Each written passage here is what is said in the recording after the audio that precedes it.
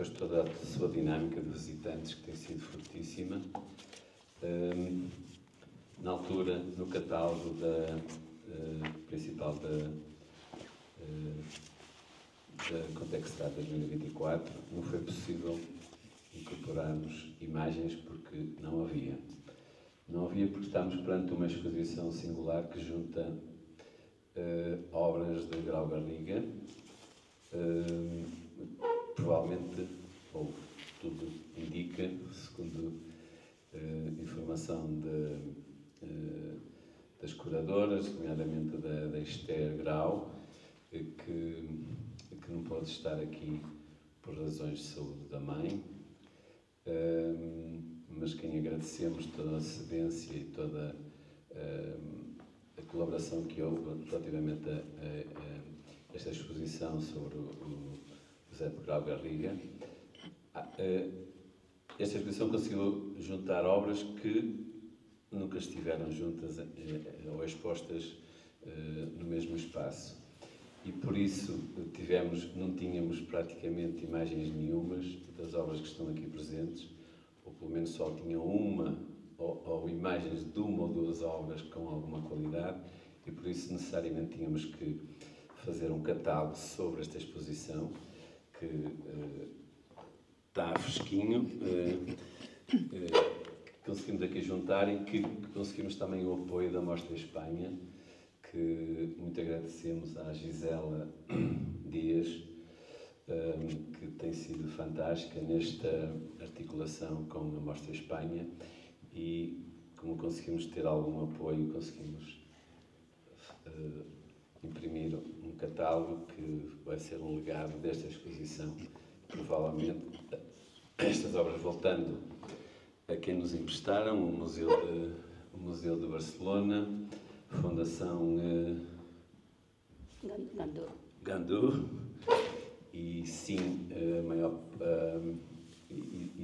sobretudo a maior parte desta coleção faz parte da família de Grau Garriga. Quisemos também, a propósito de lançar este catálogo, fazer uma conversa, uma talk, uma charla. Sei que estão aqui alguns amigos de Espanha. Vamos tentar falar português, fundamentalmente, muitas vezes portanhol e espanhol, claro.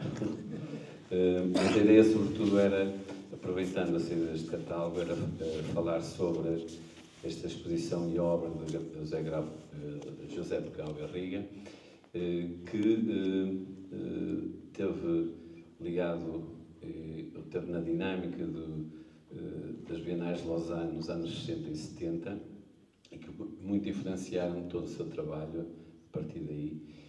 Mas para isso temos aqui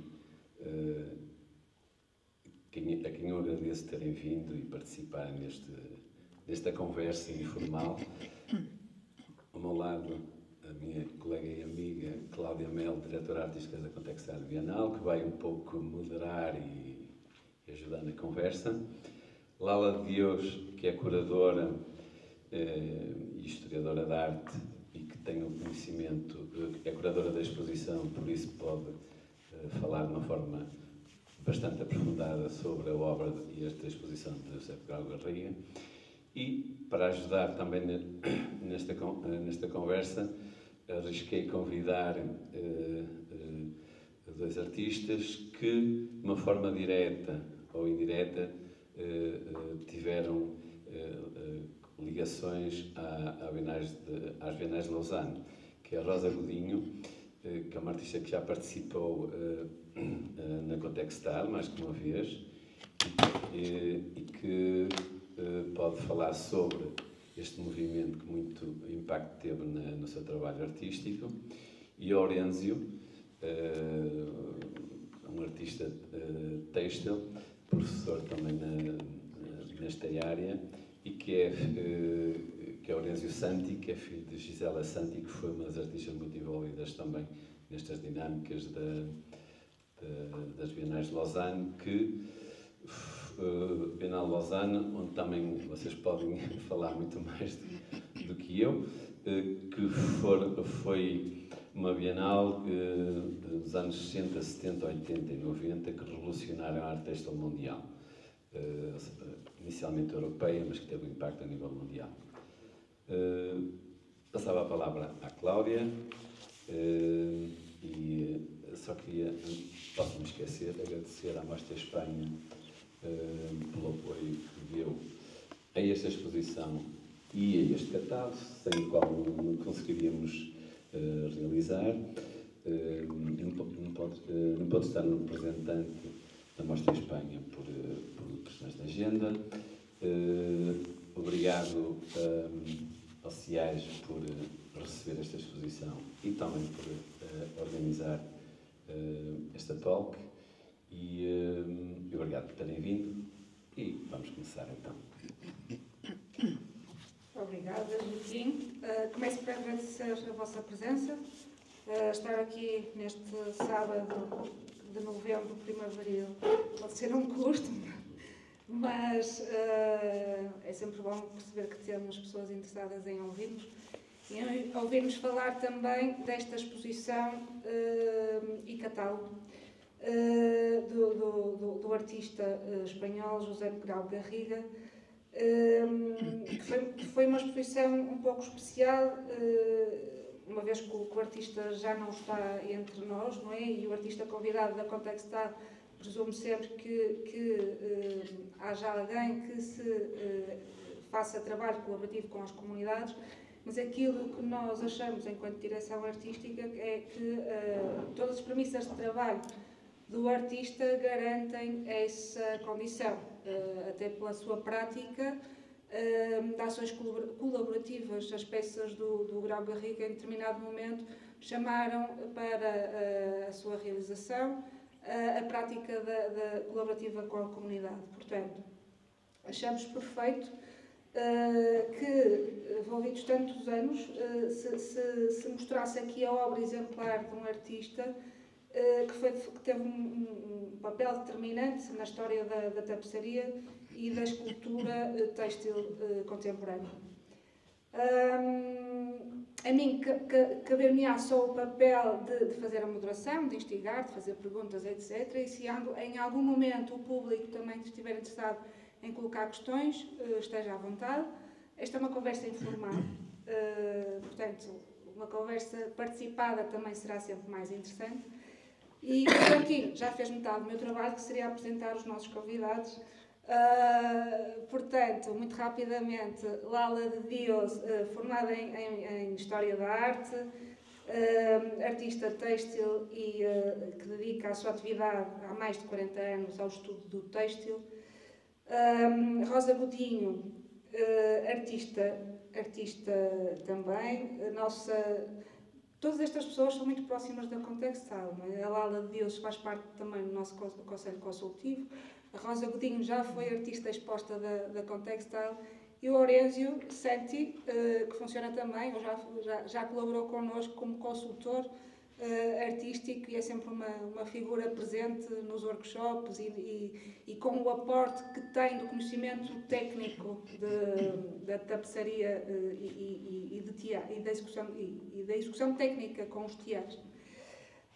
Portanto, e todas estas pessoas que aqui estão têm, de facto, há qualquer coisa de interessante ou importante a dizer, também em termos contextuais sociológicos, políticos e artísticos, porque quando falamos de José Grau Garriga, falamos de um artista que começa, que é considerado um dos pioneiros da tapeçaria ou da escultura têxtil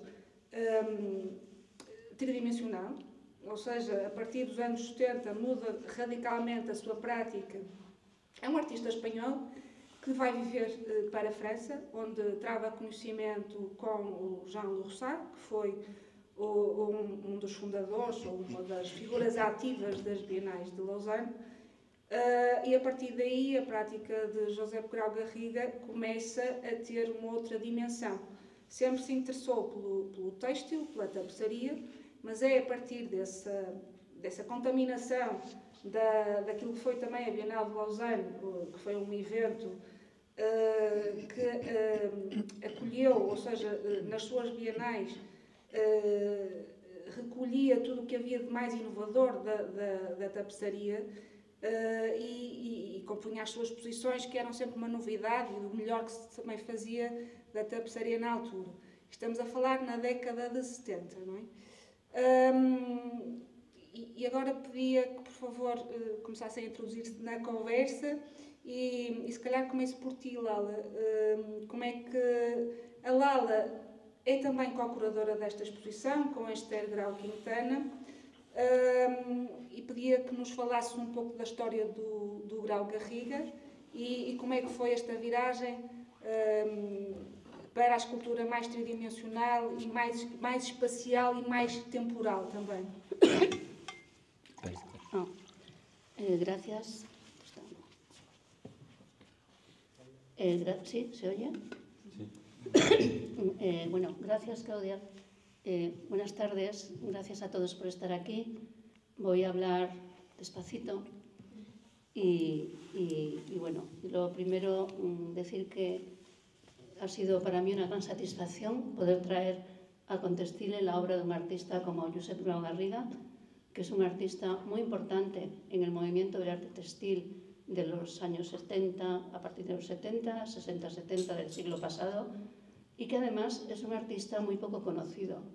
Es decir, sobre todo estas obras grandes que hemos podido traer, hace mucho tiempo que no se habían expuesto en España, yo creo que en otras partes tampoco, con alguna excepción, como la instalación aquella del fondo, la mascarita, que pertenece al Museo de Arte Contemporáneo de Barcelona, el MACBA, y que se expuso en el año 22-23, se expuso en Barcelona.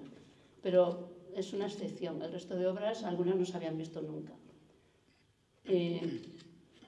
Grau Garriga tiene una formación nació en el 29, en Sant Cugat del Vallès, que hoy está muy cerca de Barcelona y de hecho es uno de las ciudades más ricas de España, pero en aquel momento era un pueblo agrícola, era un pueblo muy pequeñito y se dedicaban a la agricultura. Y la familia de Grau es campesina y él recuerda de pequeño haber ayudado a sus padres, a su padre sobre todo, en las labores del campo. Pero desde pequeño demuestra una gran sensibilidad para el dibujo y para la creación, entonces estudia Bellas Artes y en el año 52, me parece. Sí, termina Bellas Artes en el 52, termina la carrera de pintura y a partir del 54 pues comienza a pintar y le encargan frescos, sobre todo para iglesias. Le gusta el románico, le gusta el barroco y entonces desde el principio también se puede ver que su trabajo tiene una cierta relación con la arquitectura, porque también le influencian mucho los pintores muralistas mexicanos, ¿no? Como Siqueiros, Diego Rivera. Llega un momento en el año 57 que en una fábrica de tapices y alfombras que hay en Sant Cugat, su pueblo, la Casa Aymat, le encarga el diseño de un tapiz. Y él lo hace, y el director de José Luis Amarants le anima a ir a Francia a conocer los adelantos, lo que se está tejiendo en las grandes manufacturas de tapices francesas y también un poco a conocer el último arte, ¿no? Iba a París, conoce el arte brutalista, ve muchas cosas y se enrola durante un tiempo en el taller de Jean Lissat, que como ha dicho Claudia, Lissat era un pintor, pero que muy interesado por el arte del tapiz y por la técnica del tapiz, y acababa de ser nombrado director de los talleres de las manufacturas nacionales de Aubusson, que son unas manufacturas como estatales, ¿no? Y entonces Lissat se había dado cuenta de que la decadencia del tapiz venía un poco de la larga dependencia histórica que traía de la pintura y revoluciona un poco la forma de hacer tapices. Inventa un método de forma que, por ejemplo, reduce mucho el número de colores que se podían usar al tejer, adapta las técnicas al medio del tapiz, que es distinto a la pintura, y está en contra de que se tejan obras de pintores. Él lo que quiere es que los cartones para hacer los tapices se hayan dibujado ya expresamente con la idea de ser tejidos. Hay que tener en cuenta que en los años 50, curiosamente, hay un renacimiento de lo que es toda la tapicería en Francia y que todos los grandes pintores de las entonces vanguardias, que ahora son clásicos, pues desde Matisse a Picasso, Miró, todos los demás, están haciendo tejer sus tapices, porque tienen un mercado muy importante en Estados Unidos. Todos los millonarios estadounidenses, de Rockefeller en adelante, todos están haciendo colección de arte y sobre todo de tapiz. Cuando no pueden comprar un cuadro de Picasso, compran el tapiz. Entonces hay de hecho dos grandes galerías en París que se especializan en este mercado. Ha salido hace unos años una monografía muy interesante sobre esto, ¿no? Sin embargo, Lissat está en contra de este tema, de que se versionen en tapiz obras de pintores y un poco inventa este sistema. Lissat fue importante en la trayectoria de Grau Garriga porque se dio cuenta al trabajar con él de que el tapiz era un medio, para él era nuevo, en aquel momento no había tejido. Y entonces se da cuenta de que es un medio distinto, que es algo más que meramente decorativo, que era un medio artístico más. Y cuando vuelve además a Sant Cugat, a la Casa Imat, Samaranch le ofrece la dirección artística de la fábrica. Y Grau Garriga empieza a tejer él y a experimentar, pero también empieza a invitar a pintores de la época, a pintores catalanes sobre todo, a que le presenten bocetos para tapices. Y la Casa Imat se transforma en un verdadero laboratorio, es el origen de lo que se llama Escuela Catalana del Tapiz, que también se llama a veces Escuela de Sant Cugat. Grau comienza a tejer y poco a poco se va distanciando de lo que había aprendido con Lissat, porque Lissat se mantuvo, que fue uno de los fundadores de las Bienales de Lausanne, se mantuvo toda su vida fiel al tapiz plano, al tapiz totalmente pensado como un mural para la pared, para la arquitectura modernista. Grau empieza a investigar, a introducir texturas. En su primer tapiz ya con muchísima textura ya es del año 60 y cada vez introduce más relieve, más volumen. Y también empieza a trabajar, ya al apartarse de la tradición, empieza también a alejarse de los materiales tradicionales, que eran los materiales nobles, entre comillas, con los que se tejían los tapices, que eran lana, seda, oro, etc. Y empieza a utilizar materiales humildes, materiales cotidianos, materiales incluso encontrados, como cuerdas, cáñamo, yute, incluso cables de plástico, hilos metálicos.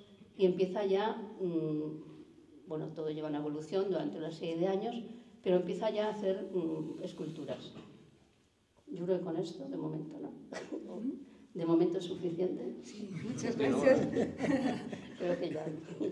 Uma aula de história e da biografia também trabalho sobre o Grau Garriga, mas penso que ficamos já a conhecer amplamente como é que era como é que foi a sua trajetória. E paraste aí num ponto que toca também na materialidade e na espacialidade desta nova escultura, não é? E temos aqui também dois exemplos, a própria Rosa Godinho com o seu corpo de trabalho, que ainda estávamos há pouco a falar que a Rosa nos anos 70 ainda era estudante das Belas Artes, mas que já começava a fazer esta experimentação mais tridimensional. Queres contar-nos um pouco da tua experiência, Rosa? Sim, e foi... Portanto, um momento que, se este movimento não tivesse existido, portanto, se estes artistas não tivessem explodido com esta nova forma de trabalhar o têxtil, se calhar eu não era artista têxtil neste momento. Portanto, eu usufruí no meu tempo de estudante esta revolução toda. Portanto, até ali, a aprendizagem que fazíamos em Belas Artes, nesta que nós chamávamos tecnologia, uma opção. Portanto, eu era de pintura, mas tínhamos algumas disciplinas que fazíamos como opção. Esta, eu optei por ela. Só que até ao momento, todos os ensinamentos que eram dados eram em função de pintarmos um cartão, obedecia naturalmente a determinadas características para se mandar fazer a tapeçaria, portanto, pelos processos normais de tecelagem.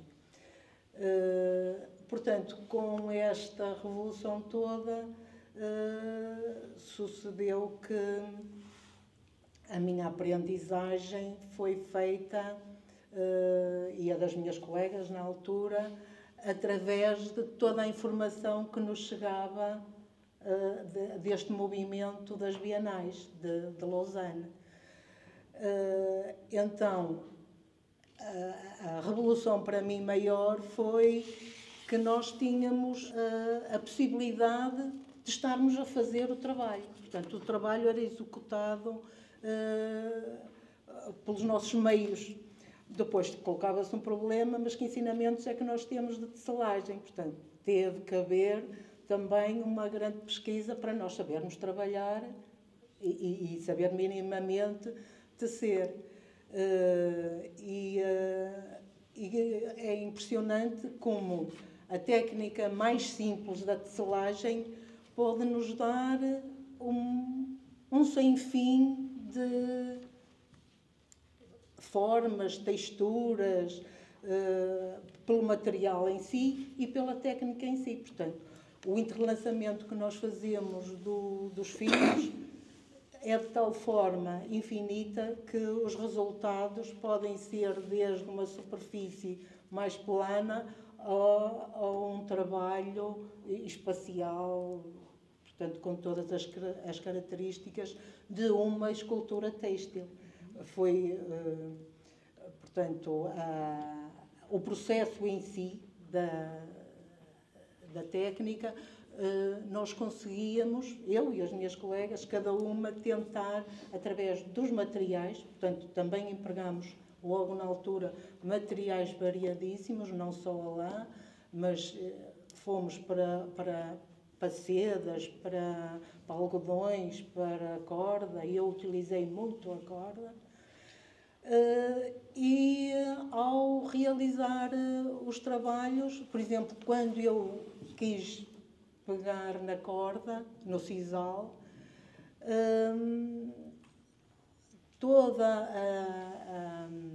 o estudo que eu tinha na minha cabeça, ou muitas vezes até fazia maquetes para mais ou menos conseguir resolver o trabalho, com o fazer do trabalho e com o material, muitas vezes nós somos levados a seguir o próprio material, porque a tensão do material, a sua espessura, as suas características, muitas vezes temos que nos ir adaptando conforme vai evoluindo a peça. Portanto, foi um trabalho que me deu de tal forma gozo fazer que a pintura quase que ficou para segundo plano e a minha expressão artística é mesmo através da tecelagem, até hoje. Naturalmente que agora o processo vai sendo outro, a evolução também vai-se fazendo, tanto dos materiais como do próprio suporte, mas a tecelagem está lá sempre, todas as regras, todas as possibilidades que a tecelagem pode dar continuam presentes. E este artista, e os daquela época dos anos 70, têm para mim um significado muito especial, porque, para mim, para outros artistas, porque foi uma porta que se abriu. Muito obrigada, Rosa. E isto espelha também o fervilhar, não é? Que na época dos anos 70, esta categoria, se posso dizer, artística também tinha em Portugal, não é? Porque basicamente será contemporânea também desta primeira experimentação que se fazia na Europa, nomeadamente em França, e muito rapidamente chegou cá a Portugal. Também havia uma potência muito grande para se trabalhar esta nova condição da materialidade têxtil, da espacialidade têxtil. E para nos explicar um pouco isso, e de forma muitíssimo capaz, o Orazio Santi, pedi-lhe agora a sua intervenção, naquilo que poderia ser o Orazio Santi é também, além de artista e professor e conhecedor muito grande daquilo, até da história têxtil, investigador também. Eu até trouxe aquele quadro que nós trocamos uma vez, o mapa mental, que está fazendo o percurso desde as Bienais de Lausanne até à nossa contemporaneidade. E aquilo que eu pedia que falasse agora no primeiro momento, além disso tudo, o Lourenço também é filho da Gisela Santi, uma artista têxtil portuguesa, uma das mais importantes, e que foi também pioneira nesta experimentação, neste experimentalismo que a arte têxtil sofreu ou beneficiou a partir dos anos 70. Quero-vos contar um bocadinho a história de como a Gisela, que começa como restauradora de tapeçarias, não é? Depois envolve também comunidades através da criação de ateliês, de oficinas, e como é que foi esta revolução toda num contexto português. Bem, acho que está. Boa tarde e obrigado por me convidar aqui para esta conversa. Nós temos que, para percebermos um bocadinho como é que as coisas, digamos, aconteceram em Portugal, as pessoas, em Portugal havia uma manufatura que prevalece, digamos, dentro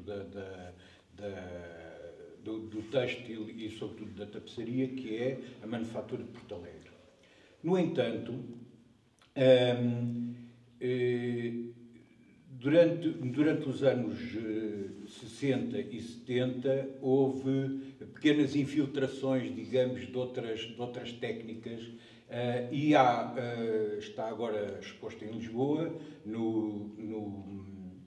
na Cordoaria Nacional, uma tapeçaria da Maria José Tachinha, que era a chefe, digamos, do Instituto José de Figueiredo, da parte têxtil do Instituto José de Figueiredo, que é um instituto que restaura as obras, digamos, do espólio nacional. Não é? Ela já não é viva, mas ela fez portanto, dentro deste meio das tapeçarias de Porto Alegre, que realmente, inclusivamente, tiveram contactos com o Jólio Rossá e portanto, ele chegou a ir a Porto Alegre e tiveram, portanto, uma certa troca em termos de técnicas e também de interesses, digamos. Esta senhora faz uma primeira tapeçaria reproduzindo um cartão de um pintor e fala em Gobelin. E isto passa-se nos anos 50, portanto é qualquer coisa de um bocadinho um bocado especial para a época, porque a tapeçaria era muito era pouco conhecida naquele tempo, e realmente esta senhora traz essa tapeçaria porquê? Porque ela fazia o restauro. Fazia o restauro de tapeçarias, de têxteis antigos.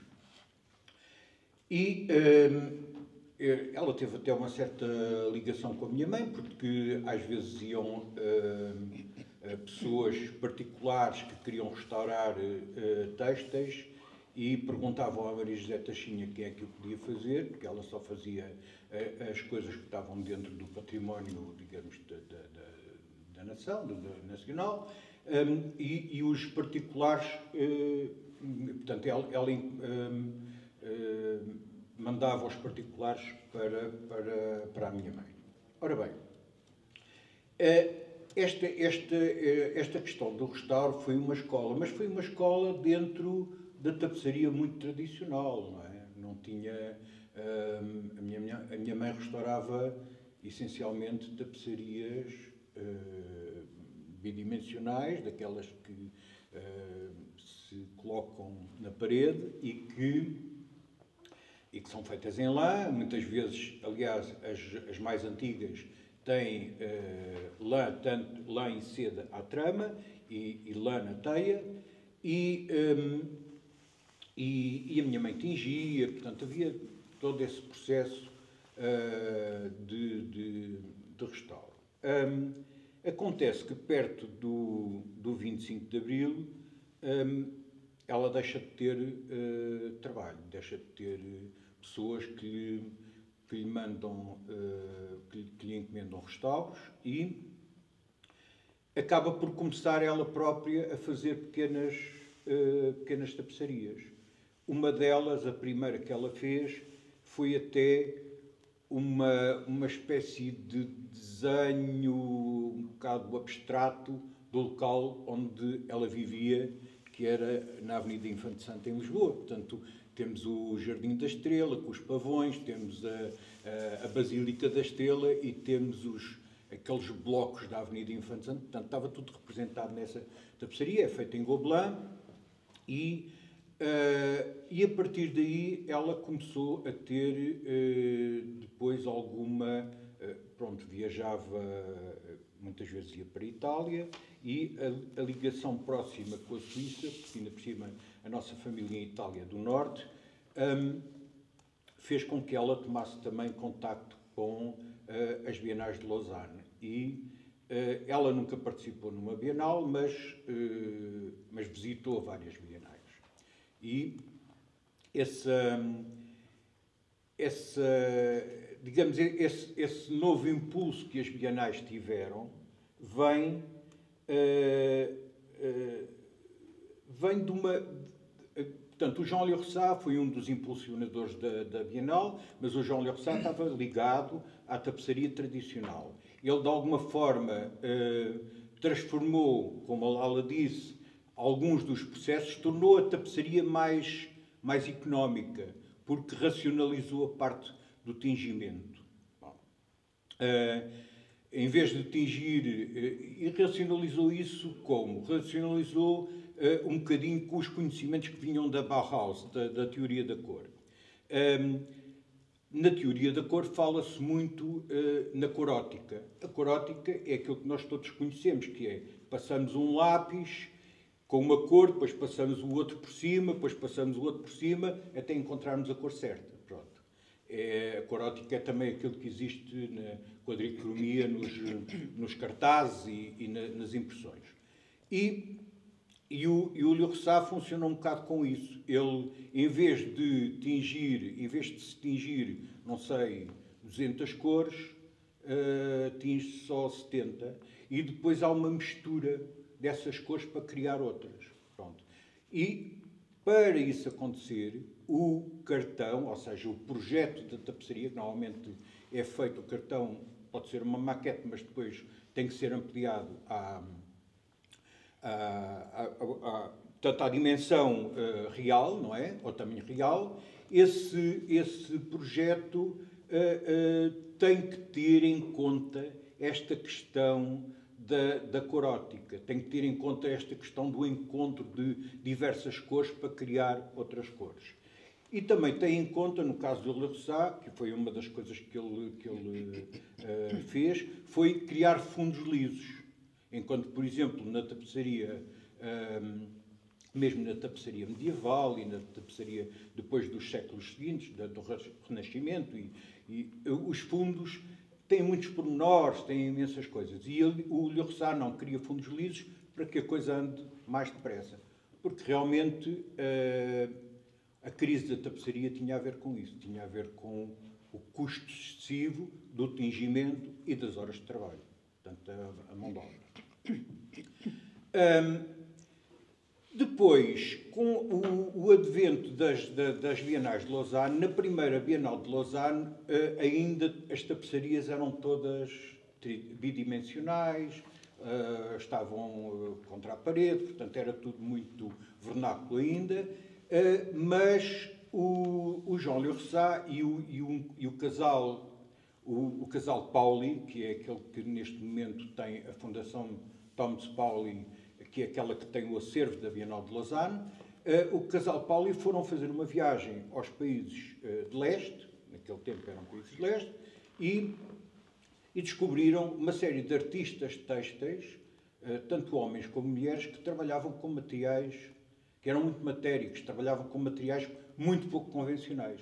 A juta, o sisal, a crina de cavalo, o linho ainda em rama, havia... Pronto, trabalhavam com esses materiais, entre os quais está a Madalena Abakanovic, a Jagoda Buick, e depois o que é engraçado é que um bocado por todo o mundo, todo o planeta, começa a haver esta revolução desta visão mais matérica e mais ligada também à estrutura, não é? Como disse, não é?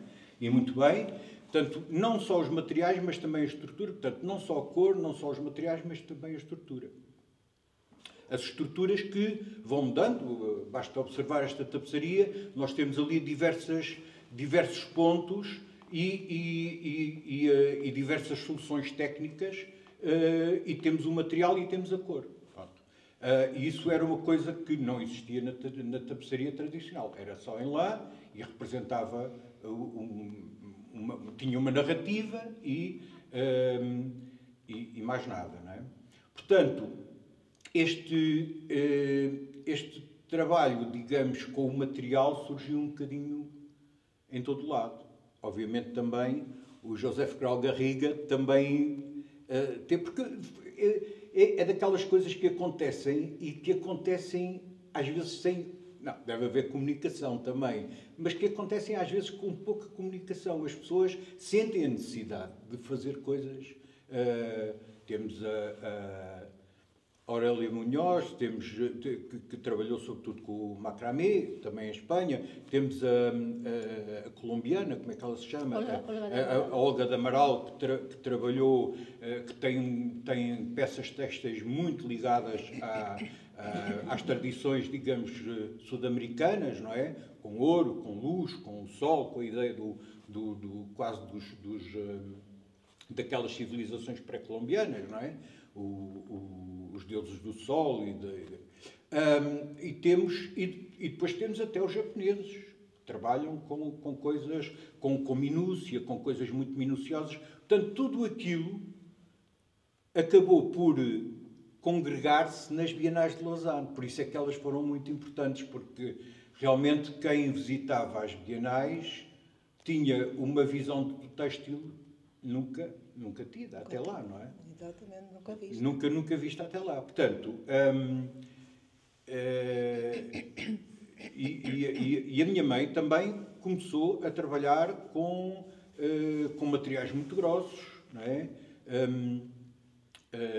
Lembro-me que, por exemplo, havia umas lãs, naquele tempo que eram as lãs Vitória, que eram umas lãs de uns tapetes que eram feitas ali em Miradeiro, umas lãs bem grossas, como aquelas. E ela trabalhava com isso, juntamente com Flávia Monsaraz, também que no início, quando fez a cooperativa ARA, não é? Logo um dos primeiros grupos de tapeçaria aqui em Portugal. Portanto, e realmente o que difere, agora um bocado para concluir, o que difere um artista têxtil de um artista plástico é que o artista plástico utiliza os tecidos, utiliza o têxtil como mídia. O artista têxtil constrói o têxtil. Ele é fazedor de estruturas. É um bocado sem qualquer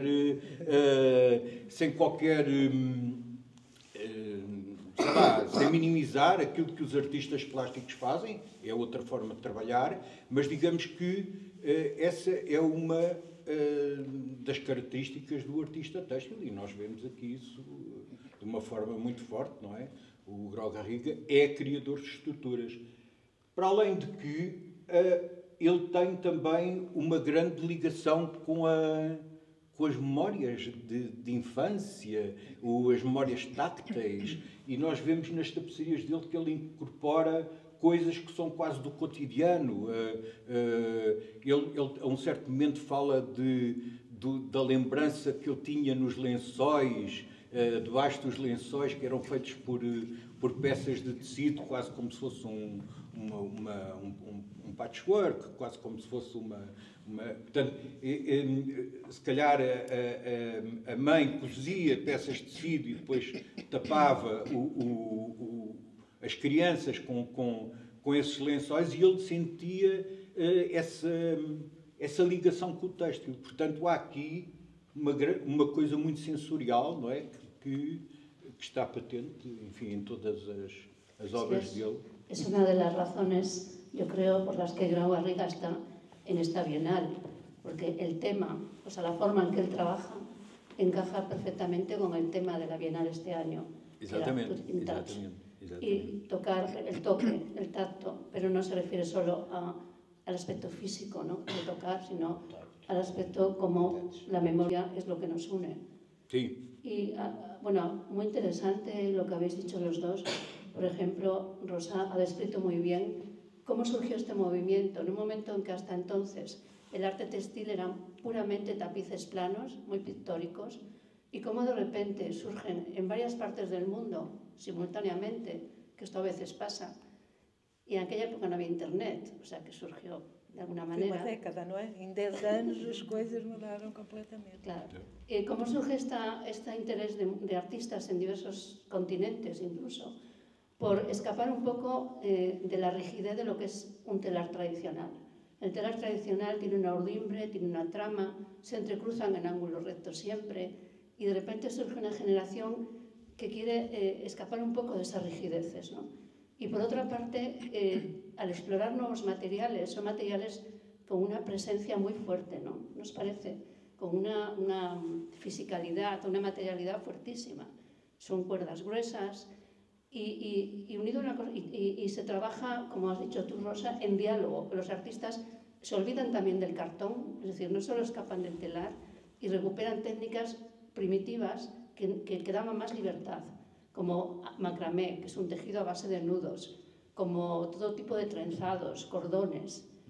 Es decir, que son técnicas muy simples que permiten más libertad y permiten más volumen, dan más espacialidad a la obra, porque ya una cuerda gorda ya es una escultura casi ella sola, ya tiene un volumen ahí. Y luego, claro, se olvidan totalmente del cartón, improvisan sobre la marcha. Eso era una herejía total para los tapiceros tradicionales. Y de hecho, en su momento hubo muchas polémicas. Luego, las Bienales de Lausanne, también quería señalar, y ya con esto le paso a la moderadora, que surgen con el objetivo de glorificar, por decirlo así, la tapicería tradicional. Es decir, tanto el IRSAT como el matrimonio de galeristas suizos, los Paulin, fundan una asociación que se llama Tietan y fundan las Bienales para un poco ver cómo estaba el estado de la tapicería en el mundo, ¿no? Sobre todo en Francia, pero deciden no hacer las Bienales en Francia porque estamos en los años... bueno, Europa está dividida en dos bloques y claramente Francia está en uno de los bloques, entonces prefieren hacerlo en Suiza, que es un país neutral, porque querían que participara todo el mundo. Pero era un poco para ver la tapicería tradicional. Y de repente se encuentran, claro, en la primera Bienal hacen unas normas que solo puede presentarse tapicería tradicional, porque ponen unas reglas de participación que exige que las obras estén tejidas con lana, que sean planas, que tengan unas dimensiones enormes y que estén ejecutadas con la tapicería, con la técnica de la tapicería, con lo cual dejaron fuera muchísima gente. En las siguientes Bienales, porque no sé, en español tenemos un dicho que es que no se pueden poner puertas al campo. Si hay algo que la gente está haciendo, que los artistas están haciendo, que a los artistas les interesa, pues van a seguir con ello. Fueron consiguiendo, Bienal tras Bienal, modificar las normas de participación, de forma que en la segunda ya se admitían, bueno, primero las medidas ya eran más pequeñas y luego admitían ya bordado. En cada Bienal sucesiva iban modificando y abriendo, digamos, las normas de forma que cada vez eran más flexibles y admitían más materiales, más técnicas, ¿no? Llegó, no me acuerdo si fue en la cuarta o quinta Bienal, que de hecho la Asociación de Pintores Cartonistas Franceses, que eran muy tradicionales, se marcharon, no quisieron participar porque decían que aquello ya no era tapiz ni era nada. Bueno, pues era un poco eso, ¿no? Lo que quería comentar. Que al final las Bienales se fundaron con una finalidad, pero realmente lo que al final pasó fue todo lo contrario. Se convirtieron en un escaparate de toda esa forma nueva de trabajar que se ha dado en llamar el movimiento del arte textil o del arte de la fibra. O sea, fue absolutamente cogió una dirección absolutamente distinta a la que sus fundadores habían planteado. y se convirtió en una cita importante para reflejar lo que se estaba haciendo y porque era un punto de encuentro de los artistas que hacían estas cosas, que se reunían allí, veían lo que hacían unos y otros, intercambiaban. Sin embargo, si lo que querían era conseguir colocar al arte textil dentro del sistema del arte, con mayúsculas, eso no lo consiguieron. O sea, no conseguían que las obras, ni siquiera de las artistas más potentes, como Madalena Bakanovich o Sheila Hicks, no consiguieron que los críticos de arte fueran a hacer crítica de las bienales. Las críticas a las bienales se hacían en revistas de artes aplicadas, de textil, pero no entraron en el mundo del arte, eso no se consiguió. Y seguramente por eso dejaron de hacerse. Que é um pouco aquilo que se vê agora, há uma mudança efetiva nessa aceitação, não é? Agora todos os museus, todas as exposições contemporâneas querem a integração de alguma peça têxtil ou feita a partir do têxtil. Portanto, só em 2020, só no século XXI, é que podemos dizer que a arte têxtil está considerada como arte com letras maiúsculas, é isso? Sim. Eu estava aqui a lembrar-me de uma das participações que Portugal teve na 10ª edição da Bienal de Lausanne, com a obra da Ana Miranda Rodrigues, não é? E precisamente com essa mudança de aceitação também de técnicas e de materiais, porque a instalação dela integrava uma fotografia de grandes dimensões e a partir daí fazia a relação com o têxtil.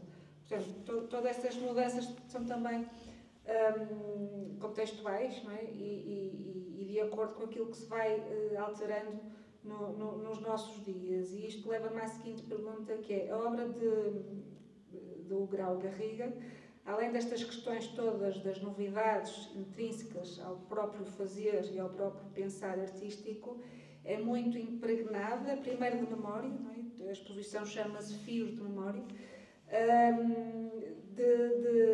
das condições da memória, da identidade e da identidade individual e coletiva, mas também de todos os fatores externos, como os fatores sociais, políticos, né? E a política teve uma grande importância neste fazer artístico do Grau Garriga. Podia-te agora, Lália, que falasses um pouco da condição também que se vivia na altura, né? A Espanha tinha saído de un régimen franquista, dictatorial, Portugal también. Claro, Grau Garriga, bueno, su familia era de tradición republicana. Grau Garriga pues nace en el 29, o sea, de niño vive en la Guerra Civil Española y digamos que su familia está en el bando de los perdedores. Además, ellos son catalanes, muy enraizados en el territorio y durante toda la dictadura franquista, pues todas las nacionalidades que existen en España estuvieron totalmente laminadas, ¿no? Reprimidas. Entonces, en su obra, él siempre fue, como ha dicho muy bien Orencio, muy sensible a todo lo que le rodeaba. Es decir, es muy a mí me ha llamado la atención, comparando la obra de Grau con obra de otros artistas, incluso españoles también, como puede ser Aurelia Muñoz, la obra de Grau siempre me ha parecido más contemporánea. Es decir, que ha resistido mejor el paso del tiempo. Yo, claro, la verdad es que también es verdad que he visto muchas obras y muchas exposiciones y conozco muchos artistas, pero muchas veces veo una obra y casi le puedo poner fecha y puedo decir, esto es de los 70. Pero muchas obras de Grau me lo tengo que pensar. Bueno, ahora ya no, porque ahora ya creo que ya me he visto todo, pero porque realmente resultan muy contemporáneas, más que las de otros artistas de su época. Y yo creo que es precisamente porque reflejan el contexto, es decir, porque hay un contexto en sus obras. No solo hay los temas de la familia, que también los hay, porque incorpora textiles cotidianos, muchas veces prendas de sus hijos o de seres queridos, pero también vemos mucho color rojo y negro, que es el símbolo del movimiento anarquista, que estuvo muy enraizado en Cataluña, más que en otras zonas de España. Y también está la bandera catalana en muchas de sus piezas y referencias, ¿no? Y también habla, pues, como esa obra que está en aquella esquina, que es Ana Frank. Es decir, él es una persona que refleja, muy sensible y refleja mucho las condiciones políticas y sociales del momento en que vivió. Y yo creo que eso, por eso resulta tan interesante. Yo creo que aquí, bueno, aquí hay gente que ha estado más tiempo aquí en Guimarães, pero yo el día de inauguración y luego posteriormente, cuando he vuelto, me ha llamado la atención lo mucho que les interesa a la gente joven. Aquí han venido varias escuelas, pero incluso el día de inauguración, artistas jóvenes que no lo conocían en absoluto, estaban asombrados y muy interesados. ¿De dónde ha salido este artista?, me decían. Sim, é verdade, esse também tem sido um feedback que eu tenho recebido, ficam muito espantados pela monumentalidade das obras, não é? E porque o artista não é tão divulgado como outros artistas também da sua época, como a Vaca Manovitz e a Aurélia Munhoz, etc. Agora colocava um pouco a questão, ou tentava trazer estas peças que aqui compõem esta exposição têm um período, representam um período que vai de 72 a 2000, certo? Muito contemporâneas, portanto. E são perfeitamente obras dos nossos dias, não é? Aquilo que estavas a dizer há pouco, não sabes muito bem qual é a data da obra, porque realmente a obra parece-nos muito contemporânea, muito atual. A minha pergunta é, o que é que se passa depois desta revolução dos 70 e da tridimensionalidade de trazer também o cotidiano e as coisas mais banais para as peças, para a produção artística? Qual será a próxima revolução e se há espaço ainda para existir neste campo da escultura têxtil ou da tapeçaria têxtil? Bem, isto é uma opinião que eu tenho e que tem a ver um bocado com aquilo que eu tenho observado. Nós estamos num período em que a arte vai buscar muitos recursos a muitos lados. Não vai só a um lado, pronto. E onde também o conceito é muito importante. Às vezes, mais importante do que tudo é o conceito. Nós olhamos para uma obra de arte e se soubermos o conceito dela, ou seja, como é que o artista a pensou, qual foi a motivação que ele teve para fazer aquilo daquela maneira e as opções que teve, olhamos para a obra de arte de uma forma completamente diferente. E acho que tem muito a ver com isso. As coisas tornam-se a individualizar, já não há tanto correntes, não é? Já não há...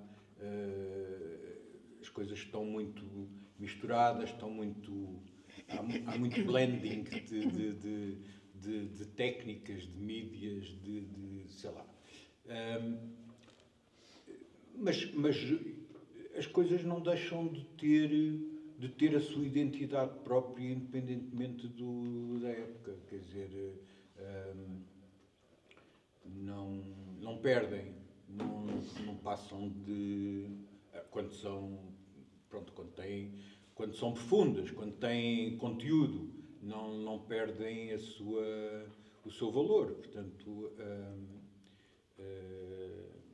mas realmente já não se consegue ter assim, aliás, a prova até nas próprias nas bienais, na Internacional da Contextil, sente-se isso, não é? As pessoas trabalham ali, os artistas trabalham inúmeras técnicas, não é?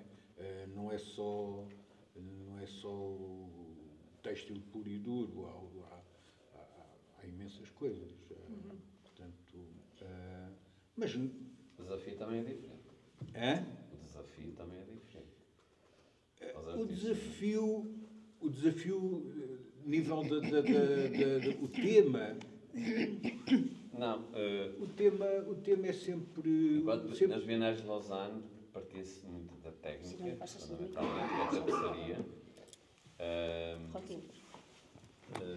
Isto é para provocar aqui um bocadinho de conversa.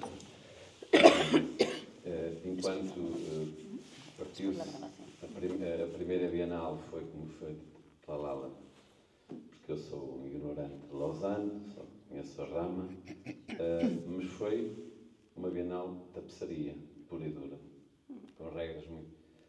nós partimos de outra premissa, não é? Não é da técnica com regras claras, mas é ao nível do conceito, do tema e da abordagem, não é? Até pode ser só simbólica, como nós dizemos, pensar o têxtil, mas pode utilizar qualquer tipo de suporte que não tem nada a ver com o têxtil. Mas o resultado liga ao têxtil de alguma forma. Isto para dizer, e por isso, de qualquer forma, também é uma forma de olhar para o têxtil desde a sua técnica, o seu lado conceptual. Também penso que também por isso esta abertura, portanto, saindo das regras, dos limites da técnica, das tecnologias do têxtil, há agora aqui, há um voltar, como foi aqui abordado por vocês, há um voltar ao têxtil enquanto arte, ou arte têxtil, portanto, os próprios museus e pronto, acho que toda a gente visitou a Bienal de Veneza, onde há sempre, todas as bienais, artistas de várias partes do mundo com obras fortíssimas ligadas ao têxtil, portanto, e há de facto um voltar aos artistas que querem trabalhar no têxtil. E muitos artistas que nem são, portanto, são pintores ou escultores e que já estão a utilizar o têxtil. Usa el micro para que se quede E que já estão a utilizar o têxtil como linguagem própria dele. Portanto, não, poderão ser considerados, não são considerados artistas têxteis, são considerados pintores ou escultores, mas a sua linguagem, a sua expressão já começa a ter, se calhar até por esta nova abordagem do têxtil, também se calhar traz para eles algo que os completa na sua expressão de trabalho. Sim, eu também acho que é aquilo que o Lourenço estava a dizer, não é? Não se pode, na nossa atualidade, a definição de barreira já não existe. Exatamente. Portanto, este trazer ou misturar todas as técnicas e todos os pensamentos de qualquer categoria artística, não é? É aceitável e ainda bem que é assim, porque cria um artista se calhar um pouco mais total, não é? Já não há o pintor, já estou a generalizar e a enfatizar um pouco aquilo que se passa.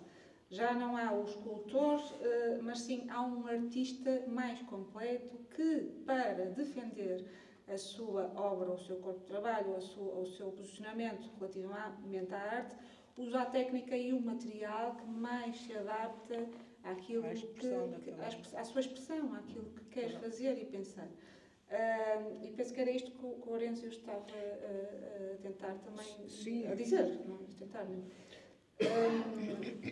Aquilo que o Joaquim estava a dizer é que a Context Style tem um espectro muito mais largo, maior, não é? Mais aberto, daquilo que é o fazer têxtil contemporâneo, relativamente ao fazer artístico, não é? Sim, as bienais, portanto, houve 16 bienais de Lausanne e elas não foram todas iguais, foram evoluindo ao longo dos tempos, houve temas até, exatamente como há na Contextil, portanto, houve ali imensa...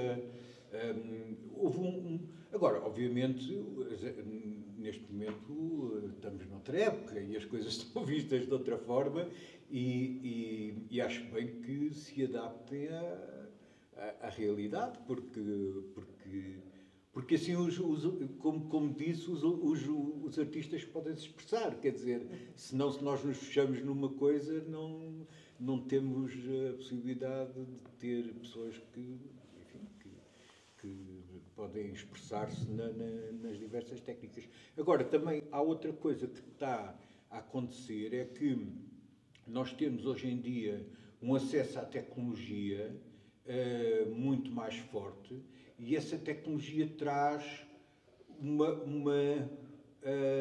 o artista programa e desliga-se um bocadinho do fazer manual. Mas também acontece. Está agora também a ser repetido, é isso. Os artistas neste momento, e também é um dos aspectos que o tema da Contextal deste ano foca, não é? Que é o voltar a sentir, voltar à prática mais sensorial e mais material, do fazer com as mãos, não é? Vivemos numa época altamente digital, completamente contrária a este tipo de situação que estamos aqui a viver hoje, neste momento, com estas peças. E o tema do toque, da necessidade de tocar, de voltar a sentir com todos os sentidos, foi aqui também pensada, explorada na Contextal. Por isso é que eu perguntava, com toda esta dinâmica contextual, não é? Como é que depois ainda há espaço para uma revolução do têxtil, ou como é que vamos ficar? Há artistas que estão a mudar-se da cidade para o campo, estão a começar a produzir o seu próprio linho, estão a começar outra vez nos processos artesanais e manuais, não é? Há uma necessidade muito grande de voltar a esse fazer, porque... E possivelmente porque esta condição digital do mundo em que vivemos nos afasta da realidade e é também uma chamada de atenção para nos mantermos mais conectados com o mundo. Ricardo también quiere decir algo por ahí. Yo lo que quería comentar es si he entendido bien, que no estoy segura, porque bueno... si lo que está hablando es de lo que es un artista textil y no es un artista textil. Yo que estoy en bastantes jurados de bienales y de exposiciones, yo veo que los artistas cada vez se definen menos como artistas textiles. La mayoría son artistas multidisciplinares, artistas visuales, pero multidisciplinares yo juraría que es la definición que se aplica más. Y esto es porque ahora mismo el artista utiliza el medio que mejor lo que has dicho, ¿no? Que más le interesa, que mejor le va para expresar el concepto que quiere expresar. Yo, por ejemplo, yo considero que un artista textil no tiene por qué construir la obra. Él puede usar textiles ya fabricados, porque todos los artistas que trabajan... Que levou a executar. Portanto, é o lado que artistas como estes, que fizeram muita obra e com grandes dimensões, é impossível terem trabalhado sozinhos. Tinham que ter alguém sempre a colaborar. Además, él hizo muchos proyectos bueno, iba a decir que tenía un ejército de ayudantes y de ayudantas, que eran casi todas mujeres. Y trabajó en muchos proyectos comunitarios, efímeros. Y también estuvo, por ejemplo, dando clases en California, y eran proyectos en el aire libre, eran instalaciones que duraban un poco tiempo. Y en esto también fue bastante... Él experimentó mucho, era un artista muy abierto a experimentar cosas distintas. Mas além dessa necessidade de haver mais pessoas a fazerem, não é? A executarem, havia também a convicção do artista numa prática de comunidade. Portanto, ele achava que as pessoas tinham que trabalhar com ele tinha que trabalhar com as pessoas e juntas aprenderem o processo e até em termos de co-construírem o processo. Isto também é muito inovador na época, não é? E além disso, e agora escapou o que eu ia dizer, peço desculpa. Sí, Florencio también quería hablar hace un rato. Eu estava... Não te queria interromper. Não. Assim vai voltar.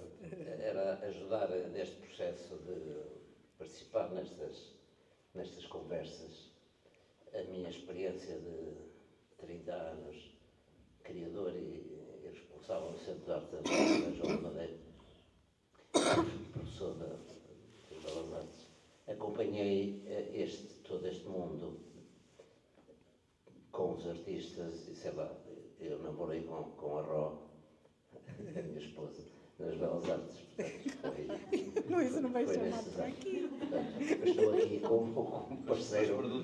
As histórias de amor estão sempre ligadas a estas coisas. Mas a acompanhar todo este mundo, sabes que é estar há 30 anos à frente de uma instituição como o Centro de Arte de São João da Madeira,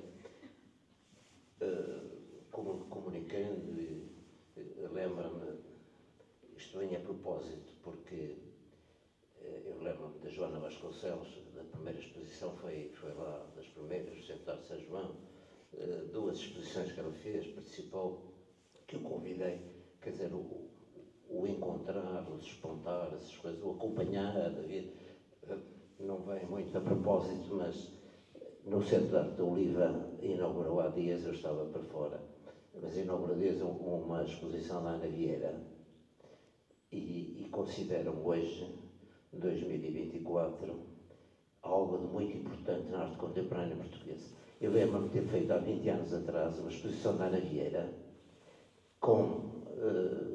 tive que reconstruir uma sala, tive que construir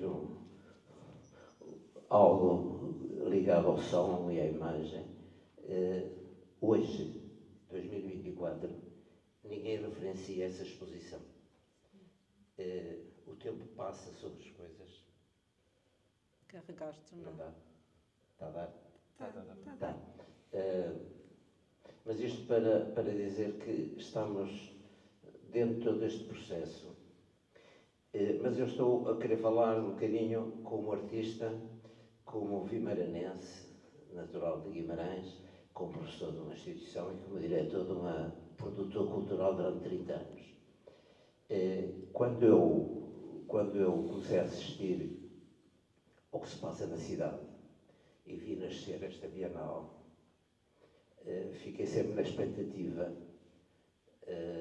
do que é que aconteceria nesse lado, porque comecei a perceber e disse, bem, isto tem que sair do artesanato, tem que sair da arte pobre, isto tem que dar um salto e tal. E eu hoje, passados estes anos, queria-vos dar um elogio, porque vocês ultrapassaram, avançaram e tornaram a contemporaneidade realmente uma realidade. E, portanto, hoje, ao fazer neste último ano a questão do toque, do touch, etc., como uma vertente, e outros noutros anos, vocês estão com umas linguagens contemporâneas muito interessantes e, portanto, estão a dar vida à cidade. Eu lembro-me que nos anos 90, a cidade de Guimarães teve uma experiência negativa, não sei quem está aqui de Guimarães percebe isso, teve uma experiência muito grave, muito grande.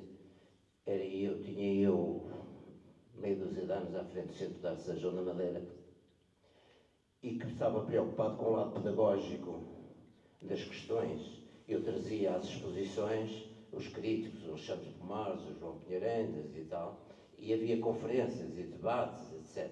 E caiu paraquedas na cidade, nesses anos, já não sei quantos, umas exposições com coisas internacionais, e aquilo caiu aqui do céu, morreu e desapareceu. E criou um lado negativo para a cidade. Eu este testemunho não o dei. Estou a dá-lo agora. E quando vi nascer este lado têxtil, que para mim ligava muito, era muito importante ligar à cidade, porque a cidade é à sua identidade, eu fiquei na expectativa. E fui crescendo, e fui ouvindo, e fui vendo, fui assistindo, e passados estes anos todos,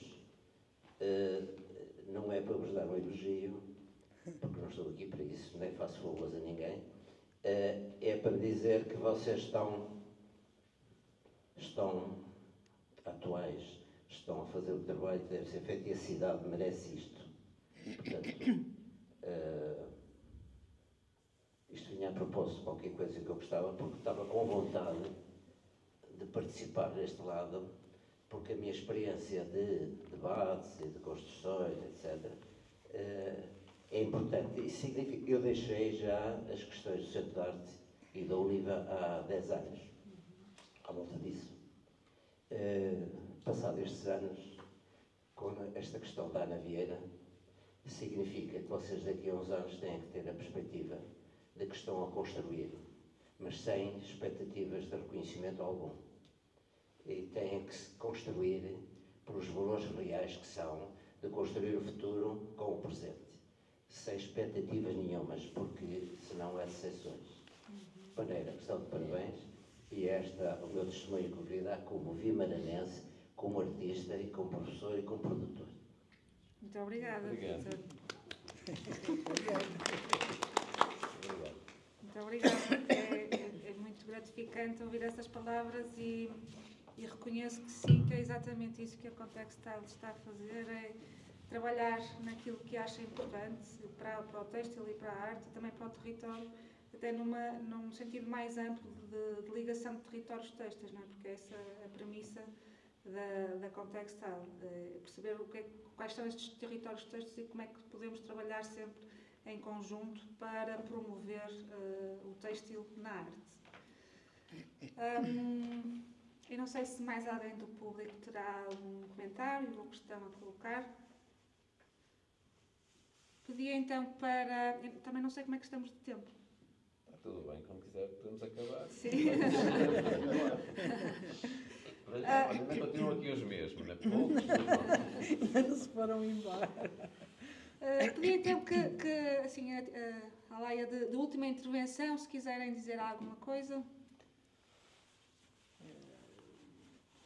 Ficámos assim um bocado Vamos abalados a pelo decir. público. Vamos a decir. Mas é muito sincero. Lala, há ainda mais coisas a dizer sobre o autor e sobre todas estas questões Bueno, que se colocaram aquí? Claro, yo creo, sobre el grau yo creo que ya hemos dicho todo. Sobre la discusión que hemos tenido, yo creo, bueno, yo coincido, creo que yo estoy muy orgullosa de colaborar con esta Bienal desde hace tanto tiempo. Desde el principio me pareció un proyecto serio y bien planteado y el tiempo pues me ha confirmado en esta, y además, no sé, cada vez me he ido involucrando más y estoy muy, muy orgullosa siempre de poder ser parte del equipo. Lo que también creo es que, y creo que lo hemos comentado alguna vez, es que también hay que hacer como bastante, y se ha hecho, bastante labor de pedagogía con respecto al mundo textil.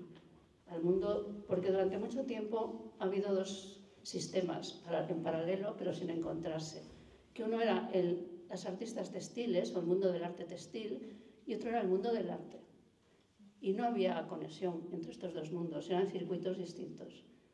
Y esto no ha cambiado hasta este siglo, a partir quizá de 2010, 2011, 2012, que hemos empezado a ver que museos de arte contemporáneo de todo el mundo empezaban a tener textil, que rescataban a los pioneros de los 70, que procuraban, empezaba a haber crítica seria, estudios académicos, tesis doctorales, de alguna forma, y que los grandes museos empezaban a comprar obra, y los que tenían obra textil enterrada en los almacenes empezaban a buscarla corriendo, y que las galerías, toda galería de arte hoy día que se precie tiene por lo menos un artista textil en la lista, porque si no, no es una galería importante. Es decir, esto también, no digo que todo sea bueno, además, porque yo voy muchísimo a exposiciones en Madrid y veo cada cosa en galerías, porque claro, los galeristas de arte tienen formación en arte, pero en textil tienen muy poca. Pero hay que hacer pedagogía porque oyes decir, y a mí yo he estado en el jurado varias veces de esta Bienal y conozco mucha gente que se presenta y que no es seleccionada y que luego me preguntan, ¿no? Me piden, y yo intento explicar, porque creo que hay que explicar, sin romper la confidencialidad de los jurados, pero intento explicar los criterios que se aplican. Y yo creo que es importante, las artistas textiles, todas las que yo conozco, llevaban toda la vida quejándose de que el sistema del arte no las aceptaba. Y ahora que sí las acepta, lo que no aceptan ellas, o digo ellas porque en su mayoría también son mujeres, no aceptan las reglas del sistema del arte. Es decir, una de dos, o sea, no sé, me estoy explicando. Es decir, el sistema del arte tiene unas formas de funcionar. Entonces, si quieres estar dentro, pues tienes que adaptarte a esas normas, a esa forma de funcionar. Y entonces, bueno, estamos viviendo un periodo interesante. Eso quería decir nada más. Muito obrigada. Aurélio, algo mais para dizer? O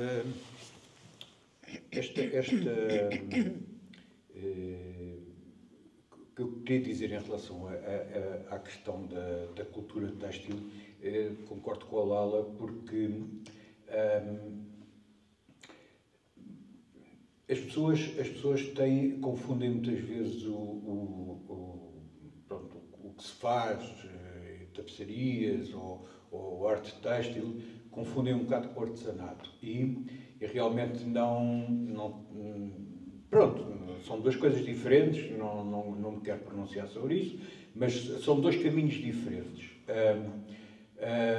E é importante que se vá transmitindo esta cultura têxtil às gerações. Eu falo por mim porque, pronto, sou professor de Tecnologia Têxtil numa escola do Estado, a António Arroio, e é uma coisa que eu tento sempre com os meus alunos, é que eles entendam este tipo de linguagem que, de alguma forma, se separou da pintura, porque realmente a pintura abafou o têxtil. Nós até ao final da Idade Média temos um têxtil genuíno, porque havia os pintores que criavam determinados desenhos para os tecelões tecerem, mas eram os tecelões que os interpretavam, não eram os tecelões que imprimiam, digamos, as suas características à obra. E a partir do Renascimento começou, se calhar por razões até da questão das artes maiores e das artes menores, que a pintura sendo uma arte maior, portanto, sendo considerada uma arte maior, começou a haver uma imposição de criar tapeçarias que representassem pinturas. A um ponto em que elas começaram a ter uma bordadura, depois começou a ser uma moldura, mas uma moldura que era feita em têxtil. Portanto, não era uma moldura, não era uma bordadura própria, não é? E depois isso, o têxtil, a tapeçaria descaracterizou-se exatamente por causa disso. E decaiu por causa disso. Portanto, esta questão da cultura têxtil é muito importante e o têxtil distanciou-se, digamos, também um bocado do mundo das artes corrente, aquele das galerias, porque tem uma característica muito específica. Tem uma característica muito específica. E então, se calhar, por um lado, o mundo das artes não percebe o têxtil, mas também, por outro lado, o têxtil também com as suas... Eu estou a falar não agora, mas de há uns anos atrás, nos anos 70, 80, distanciou-se mesmo dessa portanto, até das próprias correntes artísticas, distanciou-se um bocado disso. Mas pronto, espero que as coisas voltem a ter alguma harmonia, digamos, e que as pessoas, sobretudo é um facto que na história da arte o têxtil é muito pouco mencionado, muito pouco mesmo. É uma coisa incrível, mesmo até muitas vezes eu falo com colegas meus de História da Arte e falo sobre os têxteis e eles ficam assim, não têm... Porque foi sempre o parente pobre, não é? Foi o parente pobre da arte, foi sempre o têxtil. Agora, o meu desejo é que isso esteja realmente a ser revolucionado. Reposto. E o têxtil tenha o lugar que merece na arte contemporânea. E eu acho que sim, eu acho que neste momento o têxtil está a afirmar-se completamente com a sua linguagem dos nossos dias. Portanto, eu só desejo que isso continue ainda com mais força para fazer com que esta linguagem que é tão sensorial, não é? Porque o têxtil, nós temos uma aptidão e uma vontade de lhe tocar, e mesmo que seja para termos em casa, sem estarmos a pensar em instituições, o têxtil dá um acolhimento, não é? Uma ternura, portanto, tem uma capacidade, se calhar, que outra meio de expressão não terá, para nos acompanhar, para nos dar conforto. Portanto, o meu desejo é que realmente, sim, o têxtil esteja nos dias de hoje com muita força. E vocês estão a trabalhar, estão a fazer com que isso aconteça aqui. Y yo creo que eso también es, porque coincido totalmente con lo que dices, y creo que también es porque el textil está muy cercano a la gente y la gente lo entiende mejor. A veces cuando hemos hecho exposiciones en salas de arte que normalmente no tienen textil y te dicen luego los encargados de la sala, ha venido muchísima gente.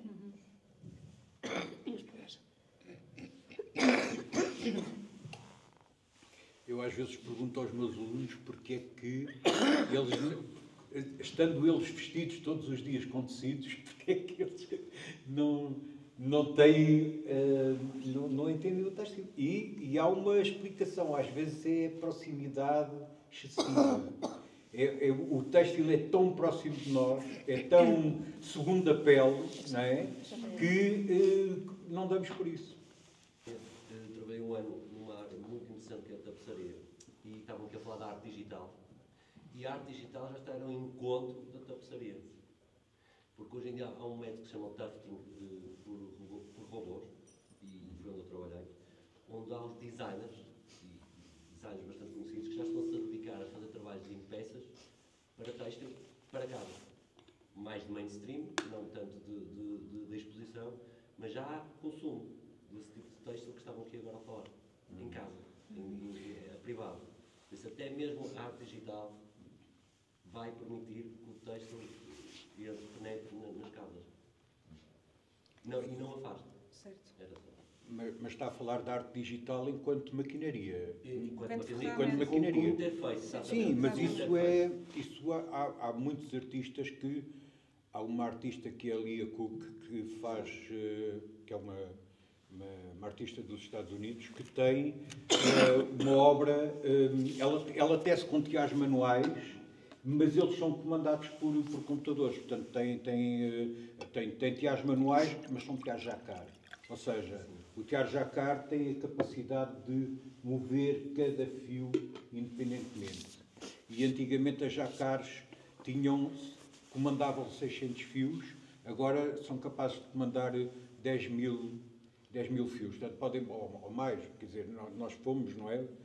Lembras de Joaquim, que fomos lá àquela fábrica, onde muitos artistas estagiam também, que fazem aqueles têxteis complexos, aquilo que chama-se de selagem complexa. São têxteis duplos e triplos e quádruplos, ou seja, têm várias teias e várias tramas, e que é tudo movido pela máquina jacquard e depois, e programado no computador, e depois parece um quadro, parece uma pintura, não é? Uma pintura. E quando se vai ver, não é impressão, é tecido, é tudo tecido. E esta Lia Cook faz coisas também ligadas a coisas tanto neurológicas, e está ligada à neurociência, portanto, ela põe sensores e tece, e depois aquilo detecta. É interessante. Sim, são vertentes. Mas a Lia Cook também esteve nas Bienais de Lausanne, portanto, nós vimos aqui, quando vocês fizeram aquela exposição da Bienal, estava lá uma coisa da Lia Cook. Penso que então chegou a hora de terminarmos a nossa conversa. Eu aproveito para agradecer mais uma vez ao público presente, aos nossos convidados, a Lala de Deus, a Rosa Godinho e o Orenzio Santi. E da minha parte, agradecer muitíssimo as vossas preciosas participações. E respondendo, ou terminando aqui com uma resposta ao professor Vítor, Dizer-lhe só que seguimos trabalhando fuerte, acaba em espanhol, que é sempre esse o nosso âmbito na Contextile, de trabalharmos seriamente, honestamente, não à espera de reconhecimento, mas também com a consciência de que estamos a construir legado. Isso é importante. Muito obrigada.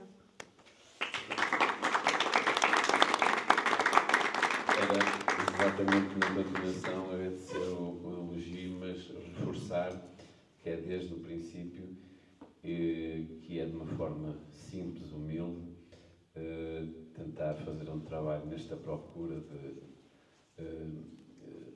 de utilizar o têxtil na criação contemporânea, que faz parte da matriz conceptual, que é colocar o têxtil num outro contexto na criação contemporânea, e a criação contemporânea está em evolução permanente há muitas décadas desta parte.